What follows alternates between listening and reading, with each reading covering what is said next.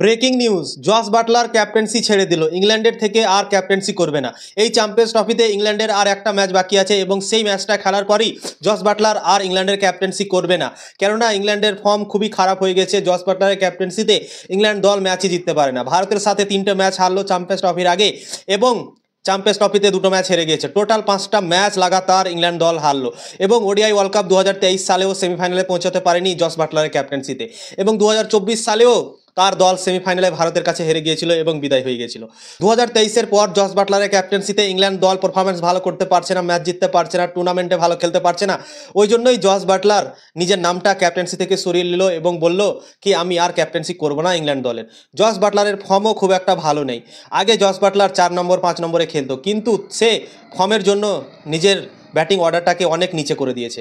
এখন 6-7-এ ব্যাটিং করতে নামছে, আগে 5 নম্বরে খেলতো সে। ইংল্যান্ড দল প্রচুর সমস্যার মধ্যে আছে। 2022-এর টি20 ওয়ার্ল্ড কাপ তারা জিতেছিল এবং তারপর আর কিছু জিততে পারেনি। তাদের হোম সিরিজগুলো আছে সেগুলোতেও তাদের খারাপ পারফরমেন্স হয়েছে। 2023-এর ওডিআই ওয়ার্ল্ড কাপেও তারা ভালো খেলতে পারেনি এবং বিদায় হয়ে গিয়েছিল, সেমিফাইনালের জন্য কোয়ালিফাই করতে পারেনি। 2024 সালে সেমিফাইনালে গিয়েছিল টি20-তে, কিন্তু ভারতীয় দলের কাছে হেরেছিল এবং একতরফা হেরে গিয়েছিল, দিয়ে তারপর বিদায় হয়ে গেছিল। এবার চ্যাম্পিয়ন্স ট্রফি খেলতে এসছে এবং এখানেও তাদের খারাপ পারফরমেন্স, 2টো ম্যাচ লাগাতার হেরে গেল এবং চ্যাম্পিয়ন্স ট্রফি থেকে বিদায় হয়ে গেছে। তারা আর সেমিফাইনালে পৌঁছাতে পারবে না। একটা ম্যাচ বাকি আছে সাউথ আফ্রিকার সাথে ইংল্যান্ড দলের এবং সেই ম্যাচটাই হবে জস বাটলারের লাস্ট ম্যাচ। সেই ম্যাচটাতেই আপনারা দেখতে পাবেন ক্যাপ্টেন্সি করতে জস বাটলারকে। এরপরে আর দেখা যাবে না জস বাটলার ক্যাপ্টেন্সি করতে ইংল্যান্ড দলের। তিনি রিজাইন দিয়ে দিয়েছে, তিনি নিজেই ছেড়ে দিয়েছেন।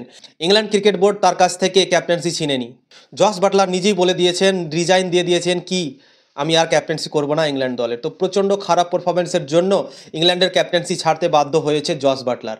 কেননা ভারতের কাছে 3টে ম্যাচ একবারে হোয়াইট ওয়াশ হয়েছে এবং চ্যাম্পিয়ন্স ট্রফিতে খারাপ পারফরমেন্স তাকে অনেক কুরে খাচ্ছিল এবং ওই জন্যই জস বাটলার নিজে থেকেই বলে দিল কি আমি আর ক্যাপ্টেন্সি করবো না, আমার দ্বারাতে হচ্ছে না ক্যাপ্টেন্সি। কেননা তাদের দল ভালো করতে পারছে না, তাদের ব্যাটিং চলছে না, ব্যাটিং চলছে তো বলিং চলছে না, যেদিন বলিং চলছে সেদিন ব্যাটিং চলছে না, এরকম হয়ে যাচ্ছিল হাল। তো ওই জন্যই জস বাটলার বলল কি আমার ফর্মও মোটামুটি ঠিক নেই, তো আমি ক্যাপ্টেন্সি থেকে হটে যাচ্ছি।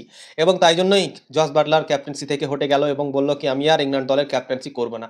তো অবশ্যই আমার মনে হয় জস বাটলার ঠিক করেছেন, কেননা 2023-এর পর থেকে প্রচণ্ড খারাপ পারফরমেন্স হচ্ছে ইংল্যান্ড দলের জস বাটলারের ক্যাপ্টেন্সিতে। তো অবশ্যই তাকেও তো একটু খারাপ লাগছে। তো ওই জন্যই জস বাটলার যেটা করেছে আমার মনে হয় সঠিক সিদ্ধান্ত নিয়েছে ক্যাপ্টেন্সি ছেড়ে। যদি সে প্লেয়ার হিসেবে খেলে তো অনেক সুন্দর খেলবে, কোনো চাপ থাকবে না তার দ্বারাই, অসাধারণ ক্রিকেট খেলতে পারবে একজন প্লেয়ার হয়ে জস বাটলার ইংল্যান্ড দলের জন্য।